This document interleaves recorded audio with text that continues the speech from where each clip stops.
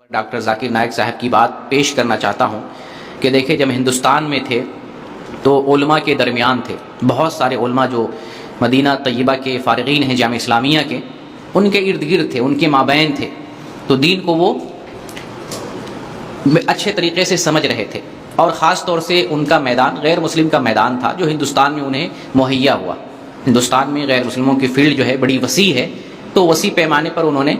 دعوت و تبلیغ کا کام کیا۔ جب یہ میدان چھوٹ گیا اور ملیشیا جا کے بس گئے تو غیر مسلموں کا میدان ان سے چھوٹ گیا، اب وہ ہاتھ پیر مارنے لگے مسلمانوں میں، اب وہ میدان ان کا رہا نہیں۔ تو جس بندے کا جو میدان تھا اس میں ٹھیک تھا، لیکن جب دوسرے میدان میں آ گئے جو میدان ان کا نہیں ہے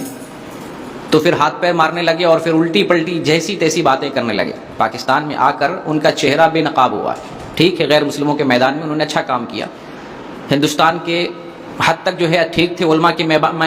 مابین تھے، دو وجہ تھی، علماء کے درمیان تھے، مدنی علماء جو یہاں سے فارغ ہیں سعودی عرب کے، اور دوسری بات ان کا میدان بھی غیر مسلم کا میدان تھا۔ جب آپ دیکھ رہے ہیں پاکستان میں آئے ہیں تو کیا سے کیا قلم، حتیٰ کہ عقیدے میں بڑی بڑی غلطیاں کر رہے ہیں، ان کو یہ تک نہیں معلوم ہے صحیح کیا ہے غلط کیا ہے،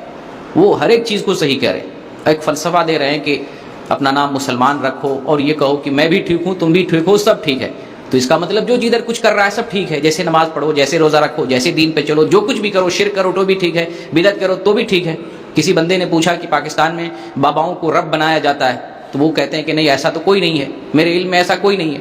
جبکہ بڑے بڑے مزارات چل رہے ہیں، بڑی بڑی فیکٹری چل رہی ہے، شرک کی فیکٹری چل رہی ہے، اور وہ درجہ جو درجہ اللہ کا ہے وہ درجہ لوگوں نے باباؤں کو دے رکھا ہے، اور وہ کہتے نہیں مجھے پتہ ہی نہیں۔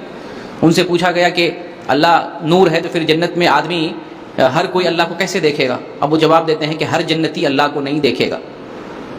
یہ عقیدے کی بہت بڑی غلطی ہے، اس بنیاد پر ان کو اسلام سے خارج کیا جا سکتا ہے، یہ عقیدے کا مسئلہ ہے۔ ہر جنتی اللہ کو دیکھے گا، یہ جنت کی سب سے بڑی نعمت ہے، جس مقام میں ہو، اونچے درجے میں ہو، نیچے درجے میں، وہاں تو کوئی محسوس ہی نہیں کرے گا کہ میں نیچے درجے میں ہوں۔ ادنا جنتی کو اس دنیا کے 10 دنیا کے برابر ملے گا، کوئی محسوس نہیں کرے گا میرا مقام چھوٹا ہے،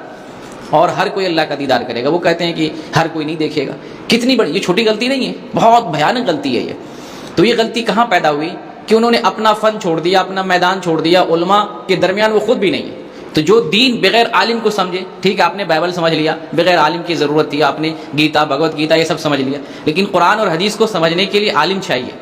اپنے دماغ سے سمجھیں گے تو غامدی کی طرح جو ہے پیدل ہو جائیں گے، عقل سے کچھ بھی کہیں گے، کسی بھی چیز کو حلال کر لیں گے، کسی بھی چیز کو حرام ٹھہرا لیں گے، اپنی عقل کو پیمانہ بنا لیں گے۔ آج ان کا یہی معاملہ ہو گیا، عقل کو پیمانہ بنائے ہوئے ہیں اور دین کے معاملے میں بات کر رہے ہیں، جس معاملے میں بڑے بڑے ائمہ، امام مالک رحمۃ اللہ علیہ سے فتویٰ پوچھا جاتا تھا، وہ کہتے تھے مجھے نہیں معلوم ہے،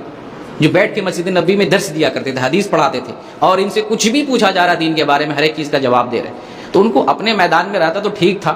اور پھر عالموں کے ساتھ ان کو ہونا چاہیے تھا، لیکن عالموں کا بھی ساتھ چھوڑا ہوا ہے، اور پھر جو ہے اپنا میدان چھوڑ کے اس میدان میں آگے جو ان کا اپنا میدان نہیں ہے۔ تو اس لیے آپ کو میں یہ واقعہ بیان کر کے نصیحت دینا چاہتا ہوں کہ عالموں سے مربوط ہوئے بغیر عام آدمی دین کو نہیں سمجھ سکتا ہے، کیونکہ دین اللہ کے رسول نے عالم کے حوالے کیا ہے، دین ان کے پاس ہے، انہوں نے سمجھا اپنے مشائخ سے، اپنے علماء سے، پھر ان سے مربوط ہو کر دین کو سمجھیں ورنہ بہک جائیں گے۔